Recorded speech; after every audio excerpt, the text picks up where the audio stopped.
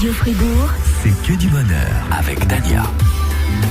Et le bonheur de retrouver Christina Taterletti, qui est bien sûr la personne qui est en charge de cet immense projet qui s'appelle l'éducation familiale, qui fête c'est combien d'années déjà, Christina? Bonjour. Bonjour.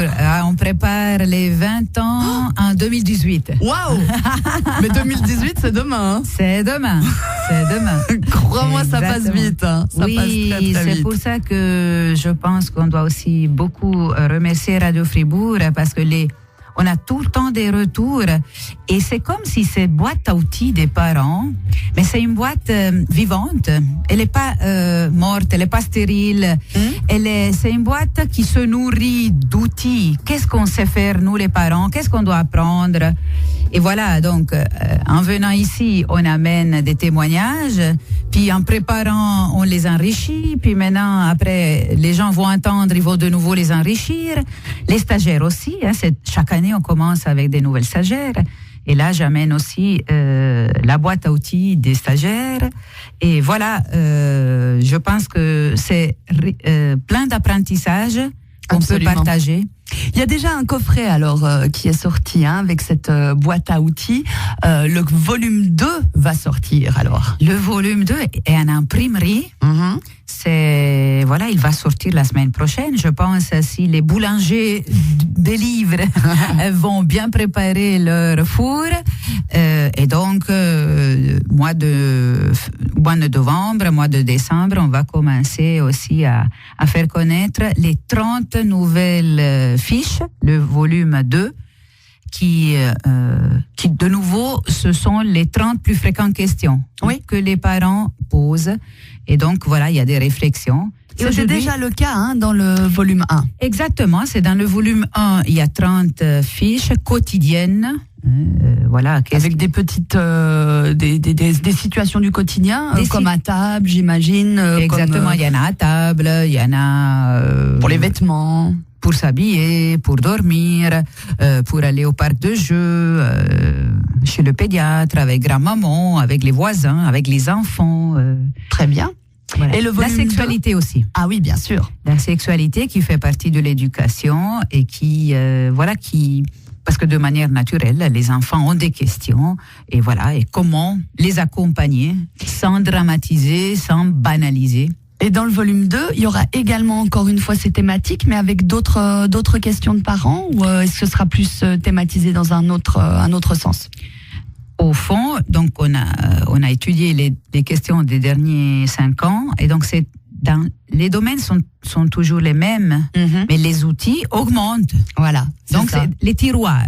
Donc c'est la boîte à tiroirs, cette commode qui est pleine de tiroirs, il y aura les mêmes boîtes, mais dans les boîtes, il y aura encore plus de fourchettes, encore plus de couteaux, encore plus de cuillères, peut-être des outils aussi avec d'autres formes. Absolument.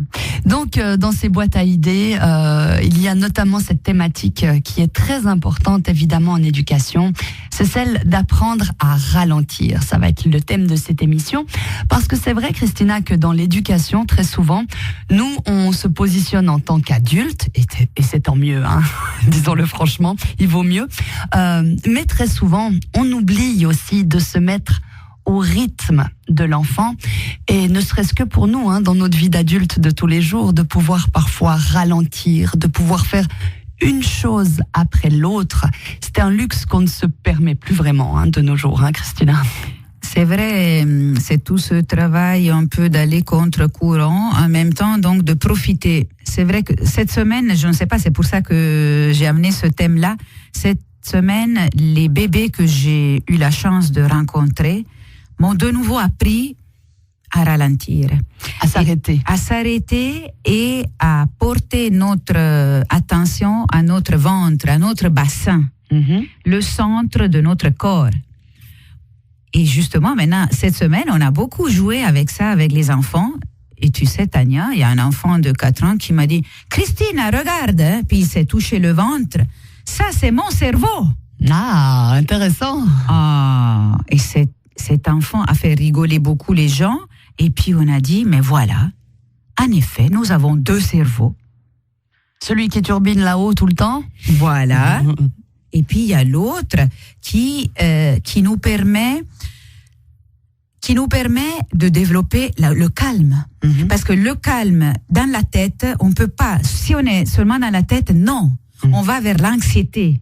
On va vers il y a même un manque de respiration. Quand on respire au niveau du ventre, et ça, les bébés, mais entre 0 et 2 ans, le font naturellement. Mais même à 1 année et demie, justement, quand je les voyais cette semaine, qui font les premiers pas, qui tombent, qui relèvent, mais c'est comme si le sol est un petit trampolin, il relève, il retrouve le centre. Oui, absolument. Parce que c'est pas dans la tête qu'ils veulent marcher.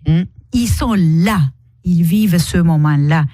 Donc, c'est vrai que profitons des bébés qu'on a autour de nous, des jeunes enfants, pour réapprendre pour de temps en temps avoir ce déclic. Tiens, je le fais aussi moi, avec l'enfant à côté de lui, je me remets.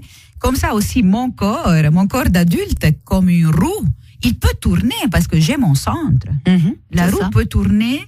On a la stabilité, l'équilibre. Exactement. Et pour développer le calme, et on a tous besoin le calme, hein, les enfants, nous.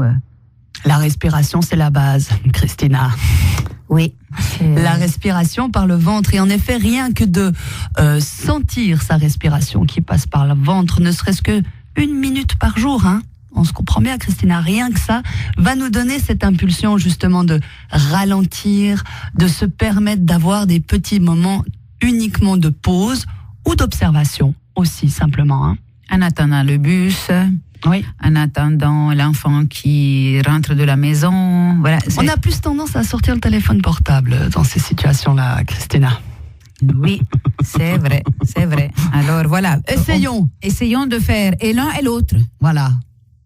Voilà. Commençons par respirer un coup, puis prenons le téléphone. Voilà, vraiment. Un peu comme avec les fruits au goûter. Oui. On commence par un fruit, puis après on peut prendre un biscuit. Un bout de chocolat. Voilà, c'est un peu ça. On aime bien cette méthode. Donc aujourd'hui, avec cette boîte à outils des parents et des éducateurs, on va apprendre à ralentir. Et notamment, c'est vrai que je pense à cette période des enfants quand ils ont environ 3 ans, Christina, et que c'est des moulins à paroles, des moulins à questions. Ça n'arrête pas. Mais pourquoi? Mais comment? Mais pourquoi tu fais ça? Et ça puise de l'énergie, hein, il faut quand même bien l'avouer. Mais c'est une occasion d'apprendre à apprendre, encore une fois, à ralentir. Hein. C'est ça, hein? Oui, quand l'enfant pose des questions, parce que c'est pas tout le temps. Il y a une période où il le fait. Et c'est vrai que quand l'entourage valorise les questions, mais super ta question. Après, je peux dire, on va répondre ensemble, ou j'ai pas le temps de répondre maintenant. Et puis, voilà, je mets ce papier ici, tu vois, on va mettre ici ce signe qui veut dire que je dois me rappeler. Mais on peut dire si on n'a pas le temps, mais de valoriser la question. Parce qu'on voit après des enfants à l'école, dans le premier cycle, que si on n'a pas valorisé les questions, ils ont tendance donc à pas faire des questions.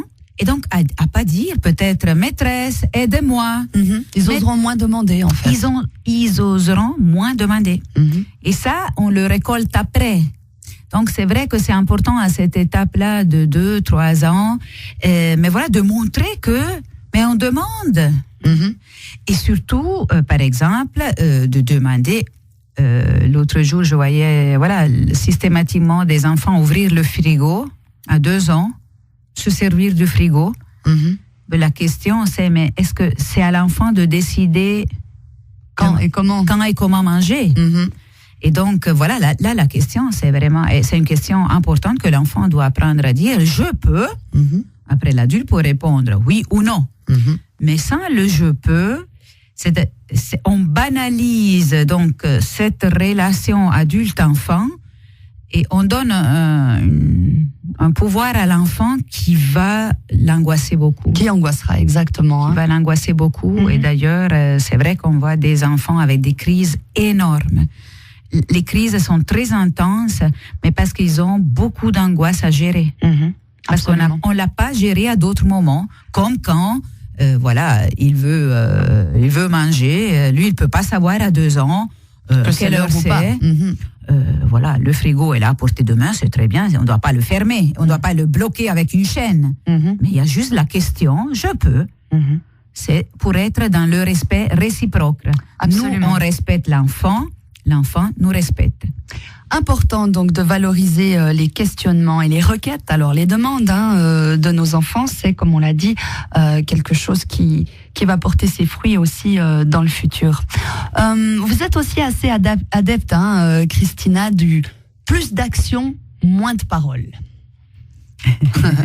C'est vrai que depuis qu'on avait lu des études qui encourageaient cela, on disait 10% parler, 90% agir. Par rapport à l'époque actuelle, ou peut-être si on est vraiment, si on observe, on s'observe, on est souvent dans le contraire. 90% on parle et 10% on agit.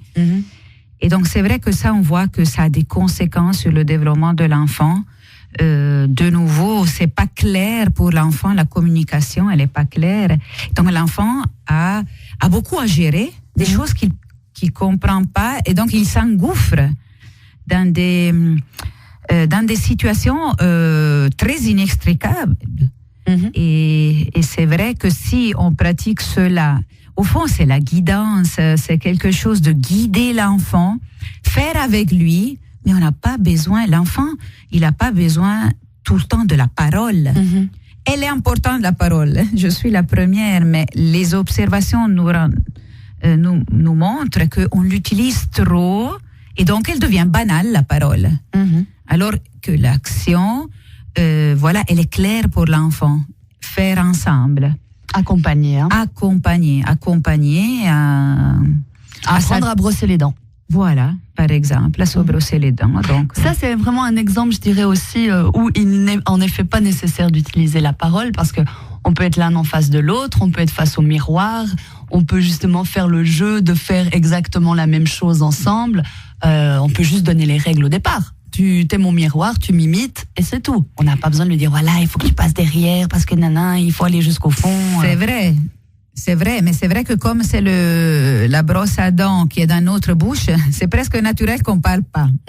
On aimerait la même situation dans les autres. Dans les autres, ou peut-être, justement, notre bouche est libre, mais on continue à être dans la parole avec l'enfant, alors que, par exemple, si on valorise le fait qu'on est à table et l'enfant jette la nourriture, jette les assiettes. Là, on a besoin vraiment de valoriser le fait qu'on est à table, l'action qu'on est à table. Donc, voilà, ceux qui ne sont pas à table et ne mangent pas et qui jettent, eux, ils sont priés de partir de table. Mais parce que l'action, c'est rester à table. Justement, Christina, alors maintenant qu'on parle des mots ou de la communication qui est non verbale, vous prenez l'exemple justement de cet enfant à table qui jette tout par terre et ils aiment bien faire ce petit jeu, ils adorent. Le stop.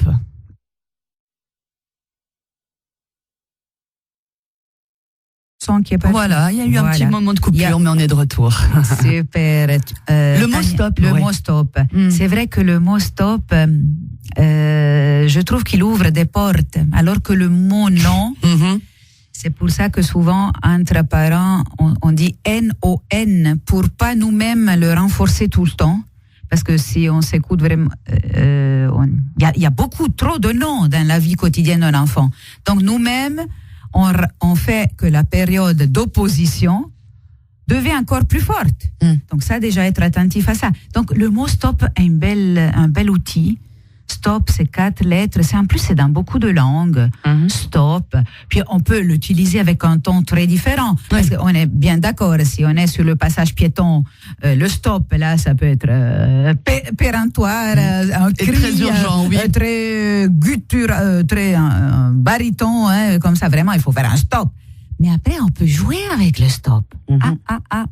Stop, stop, stop, stop, stop, stop, stop, stop, stop. Jouer comme une chanson et l'utiliser pour pouvoir vraiment faire comprendre à l'enfant que voilà, qu'il faut s'arrêter. Qu'on s'arrête, mais alors, si on reste trop sur ce que l'enfant il doit pas faire ou il n'est pas censé faire, là aussi il va continuer à s'opposer. Mais c'est là que par l'action, on doit aller vers ce qu'on peut faire. Oui, on est en train de manger. Oui, avec ma fourchette ou avec ma main, je mange. Stop. Ici, je ne jette pas par terre. Après, on fera le jeu de jouer. Après, on fera ça dans ta chambre. On fera le jeu de jeter. Mais c'est pas ici. Maintenant, ici à table, on n'est pas en train de jouer. Déjà, ça est bien séparé que. Il y a des situations bien différentes. Exactement. On est dans des situations très différentes. Absolument. On parle du stop, on parle du oui, on parle du non. On parle aussi du tu. Oui, il y a beaucoup de tu dans... Qui tue? Les tu, c'est des trompettes, selon un monsieur qui s'appelle Jacques Salomé. C'est vrai que des fois, tu dois faire ça ou tu as le droit de faire ça. C'est des tu qui font que les enfants n'ont pas un message clair de ce qu'ils peuvent faire et de ce qu'ils ne peuvent pas faire. Donc, beaucoup plus concrètement, montrer à l'enfant qu'est-ce qu'il peut faire. Et puis, souvent, c'est nous aussi, on est dedans dans l'action, tu vois. Maintenant, on est en train de manger ou nous mangeons. Maintenant, nous ne jouons pas. Donc, on n'a pas besoin... on n'a presque pas besoin le tu, parce que le tu renforce les étiquettes aussi. Le ping-pong, le ping-pong. Toi, tu as un bout de la corde, moi je l'ai. Tu fais ça, moi je fais ça. Toi, c'est un... Oui, on tire la corde. Alors que le nous est circulaire. C'est quelque chose dans lequel toi, moi, on est dedans, inclus, mais on est dans un rond. Les deux, on est engagés dans quelque chose. C'est pas toi sans moi ou moi sans toi. Non, nous, toi et moi. C'est pas le ou exclusif, toi ou moi. Aujourd'hui, on parle d'apprendre à ralentir dans des situations avec nos enfants, avec nos petits, avec nos plus grands, avec nos ados même. Ça fonctionne aussi.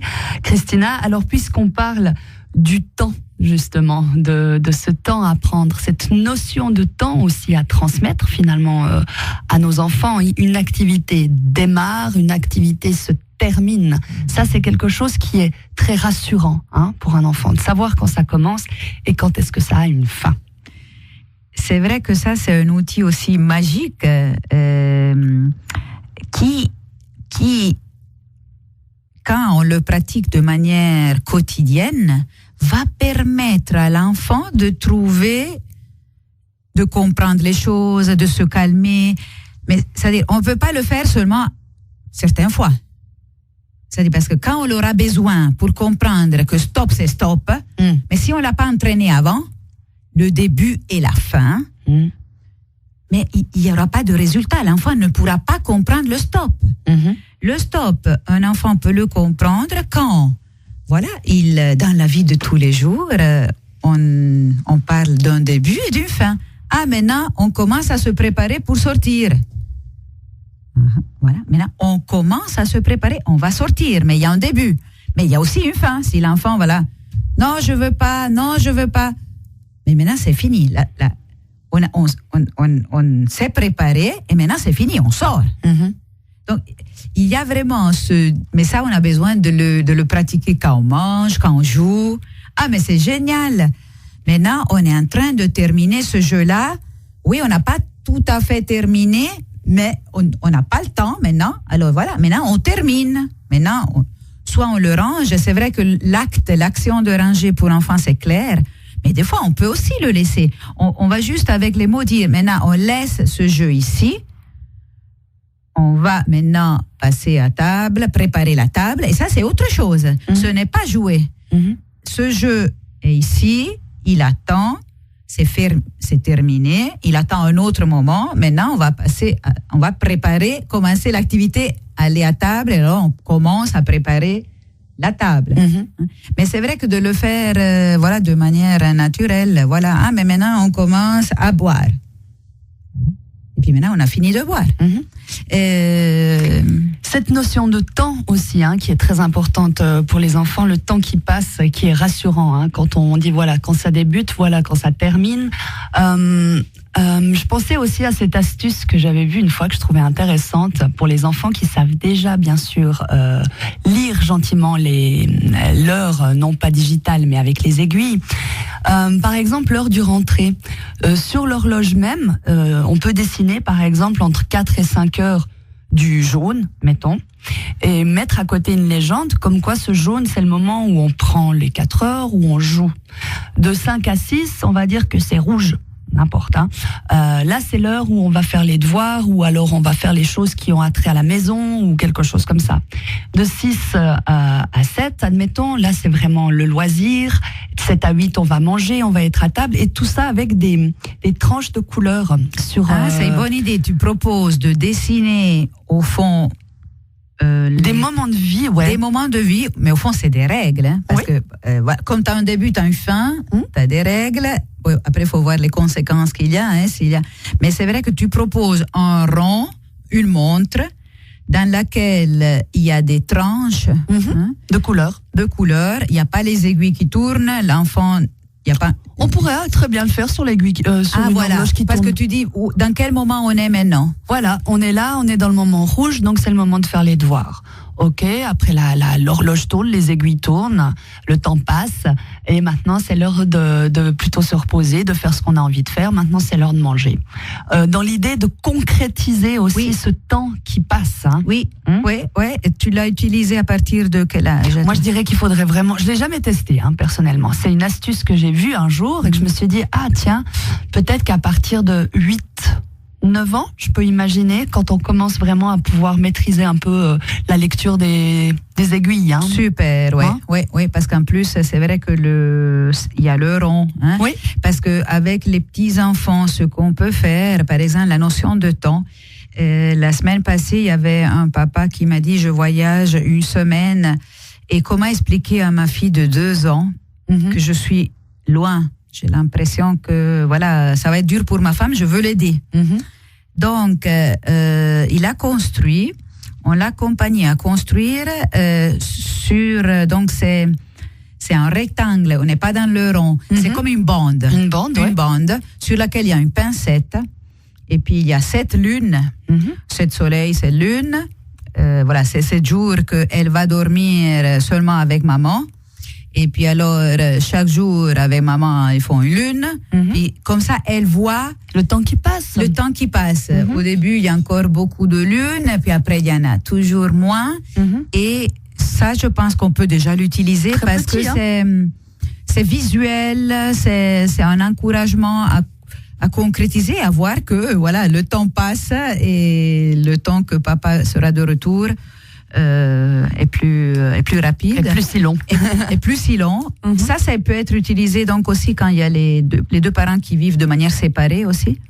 Ça, j'ai déjà vu que ça a pu rassurer des enfants pour comprendre où je suis avec qui. Comme on dit, ce sont des éléments qui sont là aussi pour rassurer les enfants. Là, on parle de visuel, Christina, pour parler du temps. On peut aussi utiliser ce visuel pour certaines règles, on va dire, de vie qui posent problème, parce qu'on va pas tout évidemment codifier par des symboles, toutes les règles de vie qu'on a dans une maison, mais peut-être ceux qui posent un peu plus de soucis, comme par exemple je sais pas moi, après manger on débarrasse son assiette, parce que très souvent les enfants ils sortent et puis ils courent, petit à petit peut-être par le dessin, par le symbole qu'on peut choisir avec les enfants évidemment, pour, on va dire, pallier à ces petits soucis qu'on peut avoir par moment dans l'organisation d'une journée avec un enfant. C'est vrai, de dessiner avec l'enfant des règles. Alors, sur notre site, on a mis quelques exemples, mais c'est vrai qu'on peut s'exercer, mais simplement, des fois, c'est même ensemble, en famille, mettre en rouge toutes les choses qu'on veut pas et en vert tout ce qu'on veut. Et donc, là, quand il y a le moment un peu critique, on peut dire c'est où notre contrat?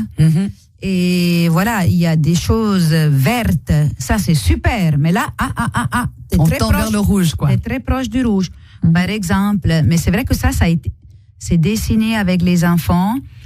trouver un accord, signer si possible. Et tout à l'heure, au début d'émission, on disait que valait mieux plus d'action et moins de paroles. Si on a, par exemple, une règle qui est affichée, au lieu de s'énerver à dire « Mais qu'est-ce que je t'avais déjà dit 20 fois qu'il faut pas, nanani, nanana », on peut simplement prendre l'enfant par la main et l'emmener devant le symbole et simplement le lui montrer sans rien dire.